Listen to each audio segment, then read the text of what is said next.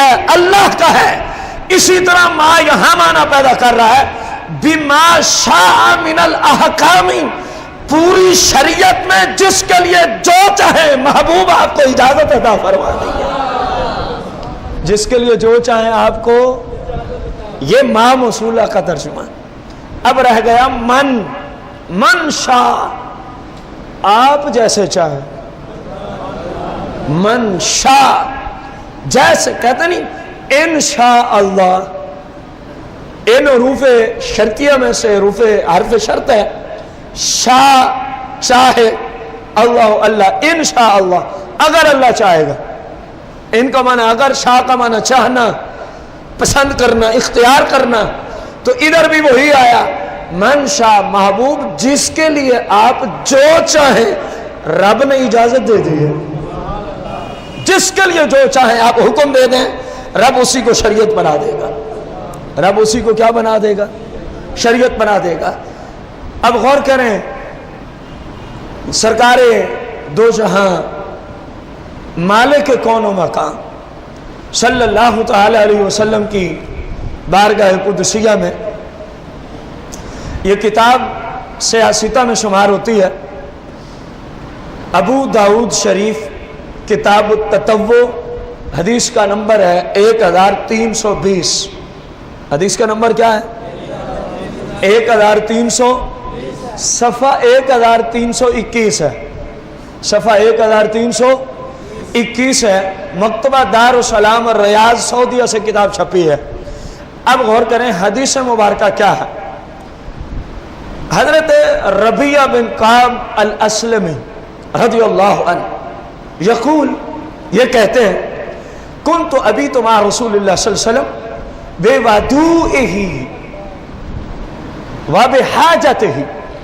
کہہ رہے ہیں جی میں نے سرکار دو جہاں صلی اللہ علیہ وسلم کے ساتھ رات اس لیے گزاری بے ودوئہ. وضو کا معنی اور ہے، وضو کا معنی اور ہے. یہاں لفظ وضو ہے، واو پر زبر دینی ہے. وضو واو پر پیش پڑے تو مطلب ہے طہارت حاصل کرنا. بے ودوئہ، اس نیت سے رات گزاری ہے کہ سرور دو جہاں جب رات کو اٹھیں گے تو چلو وہ وضو کرنے کے لیے جو پانی کا برتن ہوگا نا وہ میں پیش کر دوں گا. وضوئہ، سرکار کے وضو کرنے کا برتن جس میں پانی لے کے آپ وضو فرمایا کرتے تھے، اس برتن کو جس میں پانی لے کے وضو کیا جائے اس کو وضو کہتے ہیں. وضو واو کے اوپر زبر دے کر پیش ہو تو معنی وہی بن جائے گا طہارت حاصل کرنا. کہہ رہے میں اس لیے گیا کہ چلو آج رات یہ نعمت کبریٰ ہم حاصل کریں گے کہ سرکار کو پانی پیش کریں گے وضو کے لیے. کیا پیش کریں گے؟ پانی پیش کریں گے. واب حاجت ہی، اور اس نیت سے آج عبادت کی رات گزار رہا ہوں کہ ممکن ہے سرکار کو کہیں ضرورت پڑے تو چلو میں حاضر ہو جاؤں. چلو میں عبادت سمجھ کے سرکار علیہ السلام کی عزت اور تعظیم کے لیے صحابی کھڑا ہے. کون کھڑا ہے؟ کیا یہ صحابی رسول اس رات کو عبادت میں شمار کر رہا ہے یا گناہ میں معاذ اللہ؟ وہ بولو تو صحیح. خوشی کے دن کی وجہ سے خوشی والا موضوع رکھا ہے، پھر بولنا تو چاہیے نا آپ لوگوں کو. اب غور کریں، صحابہ کا عقیدہ ہے مصطفیٰ کریم علیہ الصلوۃ والسلام کی تعظیم میں، ادب و احترام میں، آپ علیہ الصلوۃ والسلام کی شان و شوکت میں جو وقت گزرے اس جیسی عبادت اور کوئی نہیں ہے. میں اسی حدیث سے یہ مسئلہ ثابت کروں گا کہ اس جیسی اور کوئی عبادت. دیکھیں یہ صحابی آج سے پہلے بھی رسول اللہ کا غلامی ہے، کوئی پہلے دن نہیں مسلمان ہوا، کئی عرصے سے سرکار کی ذات پہ کلمہ پڑا ہے.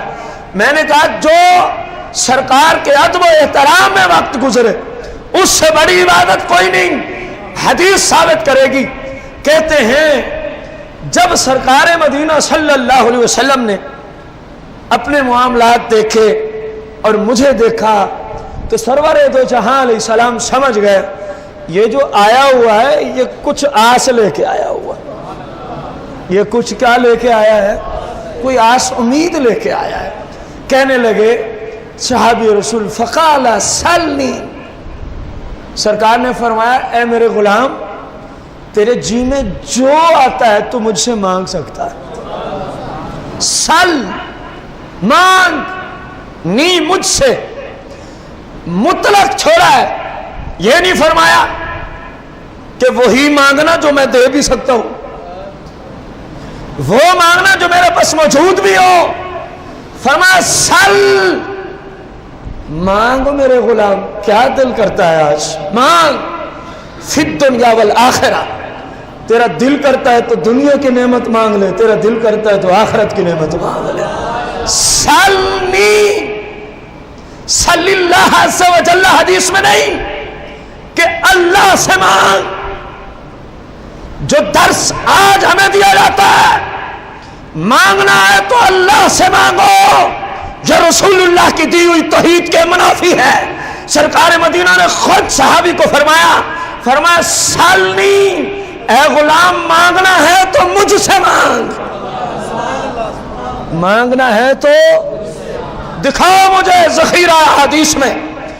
اس حدیث کے اندر سرکار نے اس کو کہا صلی اللہ عز و جل، جو مانگنا ہے اللہ سے مانگ، جس طرح آج ہمیں توحید کے جام پلاتے ہو، ایسے جاموں کی کوئی ضرورت نہیں ہے، جام توحید کا وہ اللہ کے ہاں مقبول ہے جو مصطفیٰ کریم نے پلا دیا۔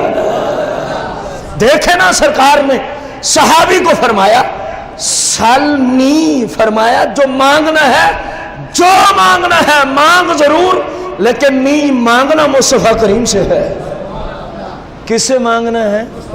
مصطفیٰ کریم علیہ الصلوۃ والسلام سے مانگنا ہے۔ اب وہ بھی کون سا کوئی ہمارے جیسا دنیا دار بندہ تھا، انہوں نے دیکھا جی آج موقع ہے، آج مختار کل کا دریائے رحمت جوش میں آ گیا ہے، اب پتہ ہے کیا مانگا؟ میں تو کہتا ہوں عاشقوں کے نزدیک سب سے بڑی نعمت ہی یہی ہے، تبھی تو انہوں نے مانگی۔ فقلت، یہ غلام عرض کرتا میں نے اپیل کی، آپ نے اب اختیارات دے دیے ہیں، جو چاہو مانگو، تو میں آپ سے مانگتا ہوں مرافقتک فی الجنہ۔ ایک ہی سوال میں دو چیزیں مانگ لیں، ایک ہی سوال میں، یا رسول اللہ جنت میں جہاں آپ نے رہنا ہے نا، اپنے غلام کو بھی ساتھ رکھ لو، جنت بھی مانگ لی اور سرکار کا پڑوس بھی مانگ لیا ہے۔ جنت وہی مزے کی ہوگی جہاں رہتے ہوئے مصطفیٰ کریم کا دیدار بھی ہوتا رہے نا، وہ جنت الفردوس ہے۔ وہ کون سی جنت ہے؟ اللہ سے جب بھی جنت کا سوال کرو جنت الفردوس مانگا کرو، کیونکہ اس جنت کی ایک خاصیت یہ ہے کہ فردوس کے رہائشیوں کو مصطفیٰ کریم کا ہر وقت دیدار نصیب ہوتا رہے گا۔ اب اس غلام نے یہی سوال کیا، ایک کہا جنت عطا فرما دے، دوسرا عرض کی یا رسول اللہ دینی بھی وہی ہے جہاں خود تشریف لے جائے۔ اب آگے اگر سرکار دو جہاں صلی اللہ علیہ وسلم مجبور محض ہوتے، اگر بالفرض، اس کو فرض کے درجے میں رکھ لیں، آپ کے پاس کوئی اختیارات نہ ہوتے تو سرکار کا جملہ ہوتا لا، یہ تو میں نہیں دے سکتا، کچھ اور مانگ، یہی ہونا چاہیے تھا نا۔ اب سنیں حدیث کیا ہے، قالا او غیر ذالک، یہاں کون سے کوئی ختم ہونے والے خزانے ہیں؟ قالا، صحابی کہتے ہیں میں سب سے بڑی چیز میں نے مانگ لی۔ سرکار نے آگے جواب دیا او غیر ذالک، اور یہ تو ہو گئی ہے، کوئی اور خواہش ہے تو وہ بھی مانگ۔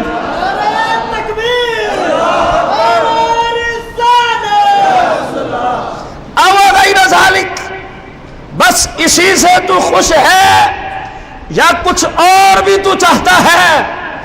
اگر کچھ اور بھی مانگنا ہے تو سالنی مانگ مصطفیٰ کریم سے، رب کے خزانے دیے ہیں اللہ نے اپنے محبوب کو، تو مانگتا جا، ہم تیری جھولیاں بھرتے جائیں۔ آگے اس غلام نے پتہ ہے کیا عرض کی؟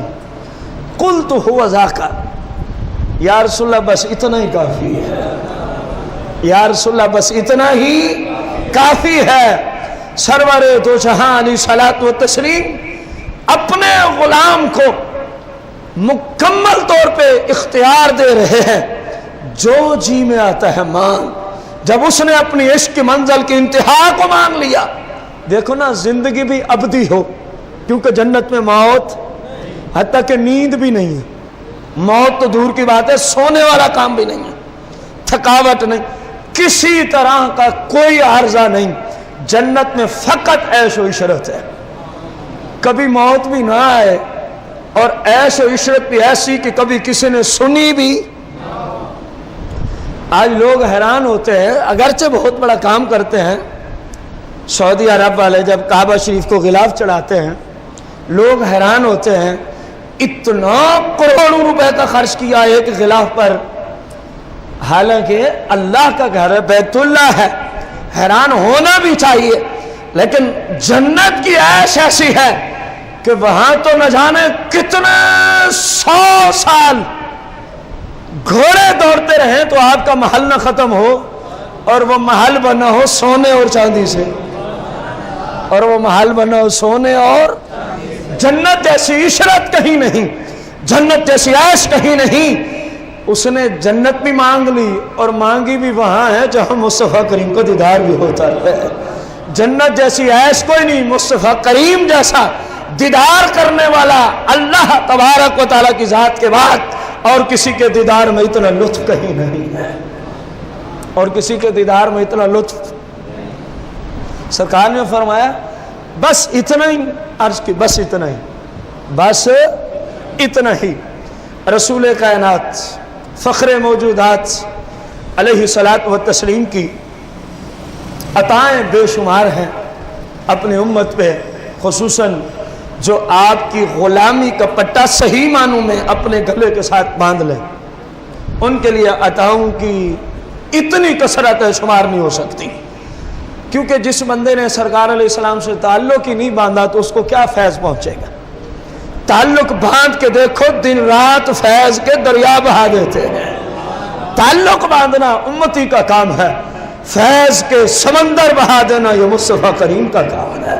غور کرو، صحیح مسلم ہے، کتاب الفضائل ہے، حدیث کا نمبر 2312 ہے، 2300 صفحہ 1086 ہے، مسلم شریف یہ چھپی ہے مکتبہ دارالسلام ریاض السعودیہ عربیہ سے۔ اب حدیث کیا ہے؟ ایک شخص کسی قبیلے کا مصطفیٰ کریم علیہ الصلاۃ والتسلیم کی بارگاہ قدسیہ میں آیا، صحابہ اس شخص کی آنا اور اس نے کیا کچھ کیا اس کو نقل کرتے ہیں۔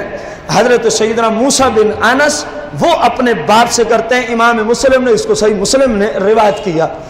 کیا کہتے ہیں؟ قال ما سئل رسول اللہ صلی اللہ علیہ وسلم علی الاسلام شیئا الا اعطاہ، کہا کہ سرکار مدینہ علیہ السلام کی بارگاہ قدسیہ میں اسلام کی وجہ سے جب کبھی کسی نے کوئی چیز مانگی ہے، سرکار نے کبھی نہیں فرمایا لا، بلکہ ہمیشہ فرمایا جو مانگنا ہے مانگو میں دینے کے لیے تیار ہوں، جو مانگنا ہے مانگو میں دینے کے لیے۔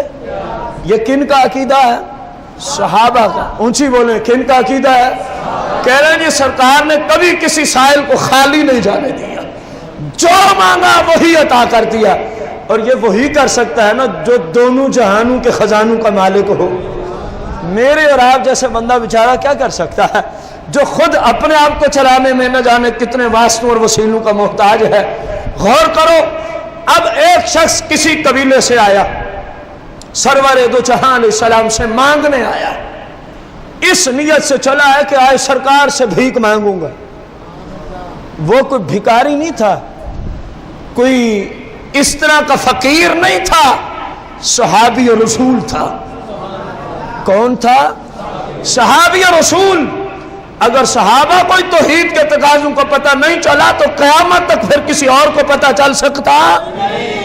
ناممکن ہے کہ کسی اور کو علم ہو جائے۔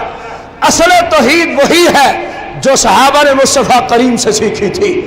اب دیکھو اس نیت سے چلا ہے، میں پریشان ہوں، میں مشکل میں ہوں، اب میری پریشانی اور مشکل دور کرنی ہے تو تاجدار انبیاء نے کرنی ہے۔